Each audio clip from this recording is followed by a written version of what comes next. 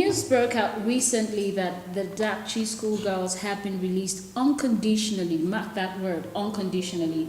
Now, it is gladdening to know that no ransom was paid and also no swap deal made, but this was revealed by the Honorable Minister for Information, Lai Mohammed. Some people have doubts, some are wondering the source even from the onset. Now, this will be our focus on today's episode of Issues of the Moment. We will be discussing how to forestall such occurrences by the Boko Haram sect or even any other terrorist group in the future. I am Eunice Johnson, and I have two vibrant men here with me. First of all, Comrade Kelechi Ugumba, FCT Coordinator, Buhari Youth Organization, is right beside me. You're welcome. Thank you very much.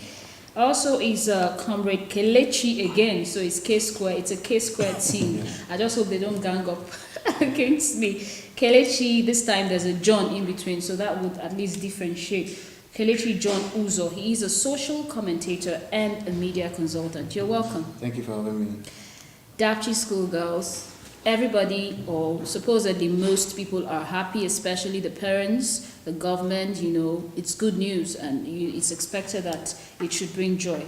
Now, while this issue of DAPCHI schoolgirls came up even from the onset, and to this point where they eventually were released, so much, it gained momentum, so much things were said about it. What's your own take on the matter generally first, before we proceed into other areas? Well, generally, I want to use this opportunity to thank the federal government for their quick intervention, because I know the trauma that incident must have caused the parents of those girls, and we thank the government for the quick intervention. And for the fact that we're in a country whereby when serious issues are being discussed, people want to trivialize it to equally make people lose focus. You know, this, let me give you a reference to the Chibok girls incident. When it happened, you know, the government of the day, that time, trivialized it. They thought they are even accusing the opposition of equally manipulation, instead of taking quick action for the rescue of those girls. This is what this government have corrected, because definitely they took quick intervention to make sure that those girls are released. And we in the Buhari Youth Organization, we appreciate the effort of the government, and we thank Mr. President and the team, the security forces, for that feat. Okay, so do you think if the same step was taken back in the day when the Chibok girls issue happened, they would possibly have all been released? Definitely. I believe that if Nigerians, the government of the day, has equally taken the active measures, the step that this government took, because this government took it as an incident that affected Nigerians. But the previous government, they took it as a plot to equally nail that government. So they were equally treating it with kid gloves, whereby money that was meant for arms to equally fight the Boko Haram, to even money that was meant to equally prosecute, you understand me, the release of the girls, most of them, they shared it among themselves and they did not do anything. That's why the thing lingered.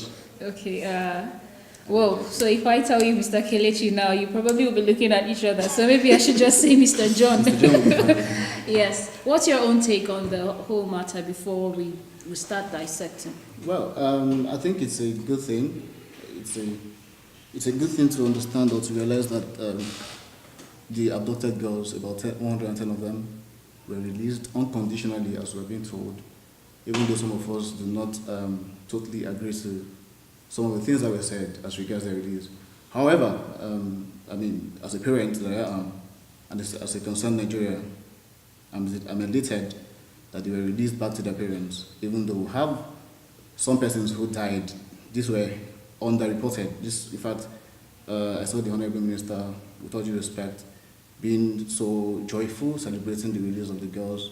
But he didn't mention this part, that about 5 of them were actually dead. Didn't make it back. You know, they were killed, and this, 5 of them, these 5 persons came off certain homes, and their parents will be mourning at this moment. So I'm one with the families of the deceased, and I also rejoice with the released persons who were united, maybe not reunited with their families, but who have gained freedom again. And I congratulate the federal government because it's indeed a big feat achieved. Even though there are some other things to be worked upon, I believe we'll discuss all of that in the course of the discussion. Yeah. Yes. Amnesty International, Mr. Kelechi. For now, you are Mr. John and he's Mr. Kelechi. Sorry. Okay, so Amnesty International had a report that the kidnap of the girls could have been averted. And then, of course, the military also came up with the fact that if they were in the know, definitely they would have averted the situation. So there were just conflicting reports and all that. Now, how would you react to that? Well, I believe that definitely there are things that equally necessitated the adoption, which may be lack of security, and I believe that Nigeria, as big as we are under-secured. Because when you now talk about 300 and something thousand police people in Nigeria, policing over 180 million Nigerians, whereby half of those police people are being abusing, securing the big men, the politicians. So definitely I believe all these things contributed to that incident. When you go to Northeast, how vast that place, or the North as in general, how vast the place is. There are even places that you do not even see the presence of security men. So this thing gave birth to such incidents, and those people, the criminals, they capitalized on this information and they used it to perpetrate their acts. Okay, but you just talked about the fact that most of the policemen or security men that were supposed to be maybe in some other quarters were probably securing the big men instead of the masses. But recently there were reports that the IGP had given orders that such security men should be withdrawn from VIPs or any other parastatal or wherever it is they're enjoying those services. Do you think this would help the situation of the country? Definitely. I see it. That's how proactive you can equally see that the government is. Because I believe that incident, that order, maybe what necessitated the order was about this DAPCHI kidnap, that made the government, pull back the police force, to equally be policing Nigerians instead of individuals. Because I believe that individuals, definitely those that can afford private security, they should be going with private guards, not police people, Definitely, I believe that this government is proactive. That's why they took such step. Okay, it's obvious, Mr. John, that one of the key or major problems that the country is facing is insecurity, which was just earlier rightly mentioned. Now, what do you think, aside one of which is the order given by the IGP, definitely other measures could be put in place. What do you think are other things that the government could actually do to forestall such? Exactly. Well, in my thought, I think the first thing to do is to put sentiments apart when it comes to the issue of security amongst the Nigerian people. You don't play sentiment with the lives of people. By sentiments, you mean? Yeah, I have seen that play out in several activities, that has to do with, particularly this issue of DAPCHI. Recall when the Chibok own happened, there were so many dramas, there were so many stories around it, how positive and how negative it was to the 10th government. And this very one about DAPCHI, also when it happened, there were so many stories around it, how certain military formation were being moved out, were being pulled out of their station, and then these people came in with their trucks, and then, so when you look at all of these things, and then you start asking yourself, really, who is telling us what? Who is telling us the truth? Who is telling us lies? So I think we should drop politics when it comes to the issue of security. We should draw sentiments apart when it comes to the issue of security, because we're talking lives and property. And then these are the core objectives, or these are the core things, core responsibility of any government across the world. Protecting the life and properties of your citizens. It should remain paramount. And then the moment we play politics with it, we'll continue to see all of these things play out. For me, I think the first thing to do, of course, there are so many other things. Of course, I'm not a security expert, but I do know that there are so many other things that we can even borrow from, the West, wherein we borrow some of our practices from. But presently, the first thing to do is to reorientate ourselves, drop sentiment when it comes to security of life and properties, and then leave politics out of it. That way we'll be on the right course too. Okay, it's more or less like at least a step to take. Exactly. Yeah, now, still you, Mr. John. First of all, different opinions, different views from different people, different reactions ever since the whole thing started up until now that they were released. The opposing party opined that this was actually staged in the first place, irrespective of the lives lost, irrespective of whatever might have happened in the course of the whole thing. Yeah. They are of the opinion that it was staged. What is your take on this? Well, I mean, like I said before, these are lives of human beings, particularly young girls, who, of course, would have been aspiring for certain big goals as they grow up. I would not want to play politics with this kind of things. Unfortunately, some party members or some people in the opposition think it is a stage drama or a stage play, as it appears or as it were. But I really will not condemn them in totality. You know why? If you look at the scenario, if you look at the circumstances that surrounded both the abduction, the release, and even the post-release activities, well, you might want to listen to them and see if there's something they're pointing at. For me, I do not want to join them. I do not want to join in that school of thought. But for me, ultimately, the ultimate thing is the fact that these children were abducted, but they have been released to their parents. I think that's the most important thing. That's, But however, when you look at this, the issues surrounding the release, the abduction and then the release, and again, there's something I am not comfortable with.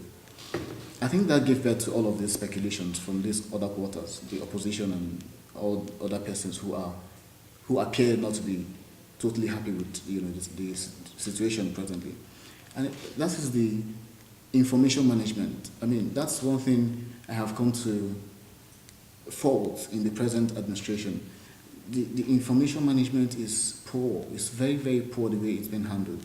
You hear certain persons who, a certain person who says is the voice of the spokesperson for maybe the military or the police, and then the minister of information.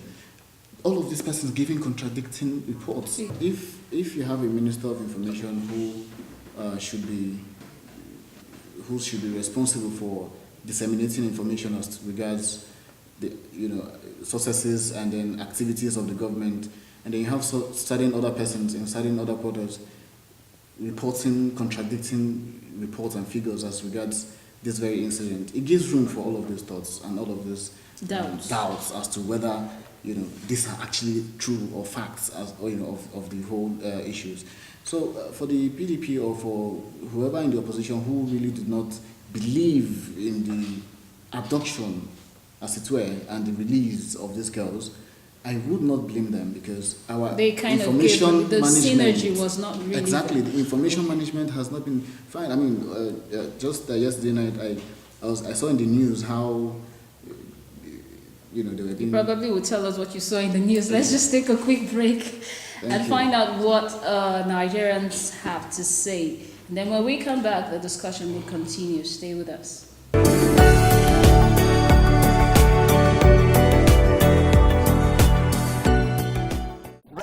You can see, you understand the way the whole thing was managed. I think, like I said earlier on, I'm not good for the government, because initially thought the Boko Haram thing was a kind of real, but this will not make me believe that even if I'm wrong, I think that the political airline that is going to hijack this country, I think that using the Boko Haram issue to make a living. Remember that government itself is their campaign to do that, but because people are supposed to have civil citizen now doing the civil. So we thank God and we thank this government. Probably the political cause, if you look at it, one time believe that how many days they have been abducted, and today, yesterday, they have been released. So that's the political cause that is trying to turn everybody going down. I mean, what I think about the DAPCHI, my own opinion, well split up by the politicians. And because I thought well, I thought very well.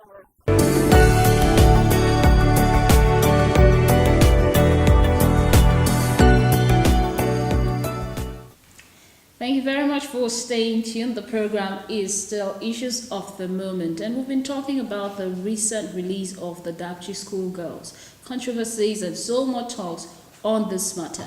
And my guests have been dissecting from different angles. Now, before we went on a break, you were talking about what you saw In the the news. news. So could you just... Well, I saw the Honorable Minister of Information, Mr. Lai Mohammed, in a very joyful mood, explaining to us how many or how the girls have been released. Unfortunately for me, what I didn't see to be very good of a minister or of a minister of information from his interview were the fact that the statistics were just not adding up at the time, at the initial time when he granted an interview. For me, I think he was so much in a hurry to give out those informations. I would have thought that he stays back, look at these informations. Of course, some certain girls have been released. Do not put out the figures because these are the things giving birth to all of the speculations as to whether truly these girls were abducted. The conflicting the conflict. Yeah. reports. So I thought as a minister of information, or rather as the mouthpiece of the government, he should have just stayed back, get his facts together, ensure that the number of girls, which is about 105 plus the boy that was released, 106 of them were seen, were cited. And then when you're talking to the public, when you're talking to the press, you're telling us, look, this is, and then we'll stand by these words. Now, initially, the first interview he granted, I think he said about 7, something of them were released. After which he also said next, something of them were released. Now, finally, to the one of yesterday night, 105 plus the boy, 106 of them. These are conflicting reports. People will not understand all of these things. Yes, he explained that the Boko Haram sect dropped these girls at various locations, and so they were picking them. Some of them went to their parents' houses, which of course is understandable. But how would Nigerians, or how would about 180 million of us understand these things? So those things need to be... Of course, these are information management that should be properly managed. Properly managed and Yes. before disseminating to the public. Okay, Mr. Kelechi, what's your take on... Do you agree with what he said? No, we are in a country. Because I saw your reaction. We are in a country whereby most people informations, they misunderstand informations. Because I do not see anything wrong with the Honorable Minister. Because if these girls were equally dropped at various locations, it then means that the discovery wasn't at once. It was in batches that they are discovering, meeting the girls. So at the point in time, he will report the number that they have gotten, which is normal. Then for the fact that at the end of the day, we now know the total figure, that's what makes sense to me. But Nigerians are people that they love trivial issues, whereby they will now tell you, why did he announce 70-something, later 90-something, at the end of the day, 105. But I think that one doesn't matter. The fact that we have the 105 that are alive, that's what matters. But this is a country whereby anything goes. They love controversy, as it were. And I think in the issue, the other question equally raised about what the government equally could do. I believe that this incident that is happening in Nigeria is not peculiar to Nigeria alone. These incidents had happened even in the developed countries before they got to where they are. For issues at the moment, and I believe that this is the time for Nigeria to look towards state policing. Because through state policing, most of all these menaces will be curbed.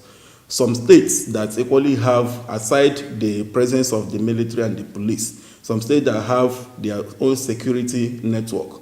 Most of all these things doesn't even occur in such states, because definitely they recruited youths, they recruited youths that equally watch over their own towns, some villages.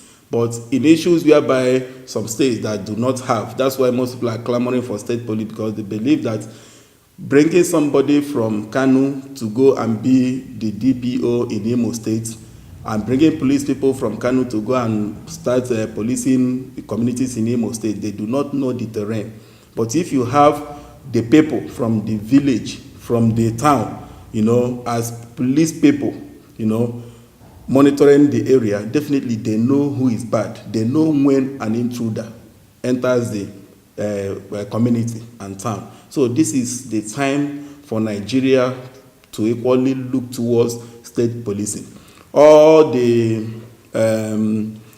negative effects or side that they have been equally saying about the governors using them, but all those one doesn't count, because definitely we cannot continue to live like this.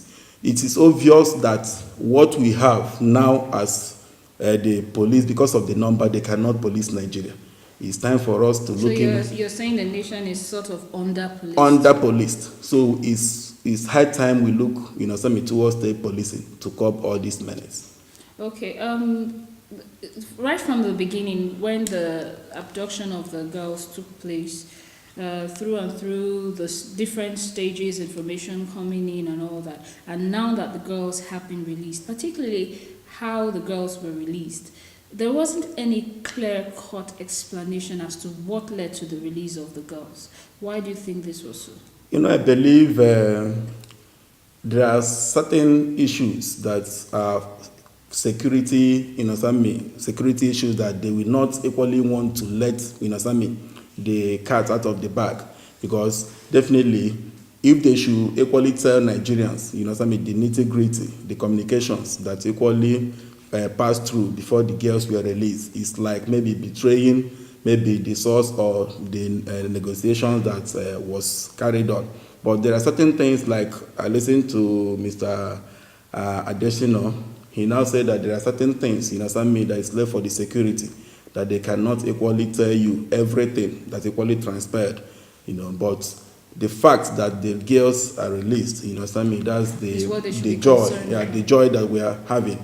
And definitely Nigeria, definitely the opposition, they have the right to equally make any assertion as per whether the incident was state managed. Those are the people that even when the girls were adopted, they started faulting the government of the day that it was the same thing that happened. They were blaming the government that time, but it has equally happened under their nose. They even took it upon themselves to equally even make a jest, out of the government. But for the fact that the government woke up and equally took the action, now the same people turned around to say it was state managed. So definitely it's just something that is peculiar, to us. And it's expected. Yeah, it's expected. It's what we know.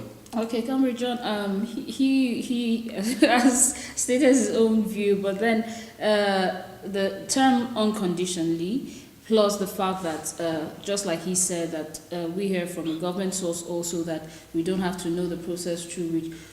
What do you think about that situation? Do you agree that actually it was unconditional, clearly, considering the circumstances? Clearly, there's a discrepancy between our view in this regard. You see, in the West, where, like I say, most of the things we do here we borrow from them, particularly the UK and the US. There's nothing wrong, they will tell you, there's nothing wrong in negotiating with a certain sect, right? We do know, some of us who, from the time of this abduction, have been following the trend, have been keeping tab on the girls, on the activities, on the military operation and all the rest. We do know that, certain negotiations were done. However, we do not know at what stage or the level of negotiation, what cleared out, what was done, or what was given back, for the release of these girls. My challenge, or rather, my problem, my issue with this unconditional release that we're being told is the fact that it didn't go down well with me. I totally agree, or I totally feel that there were some level of negotiations, and then when you say negotiations, you know clearly what it means. You can't come to a table for negotiation, and then you're telling me, in the end, I live without anything, you're not getting anything. Well, we're made to believe it was unconditional. I mean, I took my time to listen to the stories, surrounding their release, and I heard that, this actually, dazed me when I heard it, that it was a moral thing. And then you ask yourself, moral for people who had made up their minds on attacking anything Western education, or attacking, certain group of persons, people who had taken the high risk of storming a school, not minding the security presence anywhere near, who had made up their minds to, abduct not one, not two, but 110 persons. These people overnight will not be, because of the preaching you have given them, will not feel so sober and say, oh no, I think we have done the wrong thing. Who pays for the logistics? These people they came in trucks and then moved all these girls back to their base. They fed them. From the report, I'm sure you would have heard, they were not in any way assaulted, physically or sexually. They fed them all through the days they were there, over maybe about 100 days, So who takes care of all of this logistics? And then they still conveyed them out from their hideout to agreed, drop-off points. All of this for moral reasons. For moral reasons, or for being generous, for a group Or for feeling sorry. dreaded people, that dreaded group of terrorists. This cannot be told to a child of 3. Okay. So I don't think there's anything wrong. Basically, my point is, I do not think there's anything wrong in whoever managing this information comes out to say, of course we don't expect, because we know how security works. There's certain information you don't give out to the public for security reasons. However, there are ways through which, or by which, you can pass this information. Look, we have met to these persons, or certain things have been done, but not to say this. It was clearly a moral thing, and as though, and in that regard, these persons had a change of mind and then dropped off these girls unconditionally. Okay, in line with what you said. Yeah. Now, you have something to say. I have something. There's rules of engagement. Even in war situation, there are times for truce, and you can call for ceasefire. And the two parties, this is a war situation, the two parties will equally obey, the ceasefire that you've called for. The government made us to understand that there was an agreement with the sect that no more kidnapping. Mind you, again, for the fact that the government have in their custody some of the members, even senior members of this sect, too, in their own custody, could equally play a part for the sect to equally obey that truth. So are you concurring with the word unconditionally? Definitely, the government said it. There were times in the past that they have equally told us there will be an exchange. They made an exchange. You give back some of the members of Boko Haram for the release of some of the girls, the Chibok girls. For now that they are telling you that there wasn't any money paid, it was unconditional based on the agreement that they have. What I want him to understand that those people, the sect, they equally have interest, because some of their senior colleagues, senior members are in government custody, which they might equally be negotiating for government to release to them. So this could equally make them to equally think twice, and equally obey the government, obey that truth that they had with the government of no more kidnap, and equally free those girls. Okay, but there were insinuations that when the girls came back, they were freshly dressed, looking all clad, like it was just a fun ride they went for, a holiday, and then came back. Who was taking care of them? Who was responsible for all of this? Why do you think this? Yeah, definitely. The sect, they equally have their funding, that comes to them from wherever. Most people, definitely, you cannot say that they don't have money. If they don't have money, where do they get all the sophisticated weapons that they are using? Definitely they have money. Definitely they want to do things that will equally impress the government in terms of if there's any negotiation to equally free some of their own members that were being held, you know. So those ones, you cannot tell me that they do not have money. They have money because they have their own source of funding, which the government at the end of the day has equally tried to cut off the funding. Okay, so which you, let's agree that it's still unconditionally. Definitely, the government have said you have to. Let's say that you still are of the opinion, you're still of the opinion that one or two things were done in the course of probably that's some sort of exchange. Speculation. That's what Yeah. is killing us in Okay. Nigeria. Speculation. People, governments that did the transaction have come up to tell you. You know something. They are the one. Then we are speculating that no, they are lying when you do not have any concrete evidence to back it up. You see, back to what you just said now. I think the major issue here is back to what I said earlier. Is information, the way you pass out, the way you put out these informations. It is possible. It is clearly possible that, well, for one reason or the other, these persons release the girls unconditionally. Just very possible. Just possible. But I bet you these same persons that we were told had been, I want to get the words now, decimated, degraded, technically defeated, are now the people who you're negotiating with. Look, I'm a realist, and I speak for myself right now. I speak from what I feel, from what I studied What you believe of the situation, and then what I think has gone on the ground, you know, or behind the scene, as it were. If you say, you know, part of the info, I keep mentioning this information, because I know I've looked at this, you know. very quickly. Okay, I've looked at various mechanisms, various platforms, social media, the regular, the conventional media. I've heard people talk about these things. If truly, back then we were told that these people have been decimated, you know, degraded, technically defeated, it tells you one thing, that these people do not have the powers, the weight anymore to operate in their full length.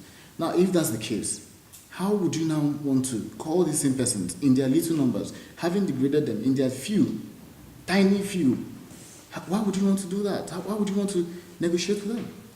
Okay. So there's so many things wrong about this. There's so many things, but the paramount thing for us as Nigerians that are lovers of ourselves is that these girls, having been taken away for over quite a number of days, are being released now back to their parents. We are happy. However, for me, I mourn with the families of the deceased, the 5 children who didn't make it back to their parents. Okay, for want of time, we would have actually asked for your own conclusion on the matter, but you have spoken extensively. He equally has. So let's just agree that irrespective of whatever the controversies or issues that has been arising from the matter of the Chibok girls in comparison with that of the DAPCHI girls, and of course the focus which is the DAPCHI girls, what's more is that the girls have been returned to their parents or released, irrespective of whether they've been reunited or not. And we also mourn with those who were lost. We do hope that they have the fortitude to bear the loss. Till next time on Issues of the Moment, but before we go, I'd like to thank you very much for being part of the program. You're welcome. The K-Square team and the two comrades in the house. Thank you very much. Thanks for coming. Thank you. Yes.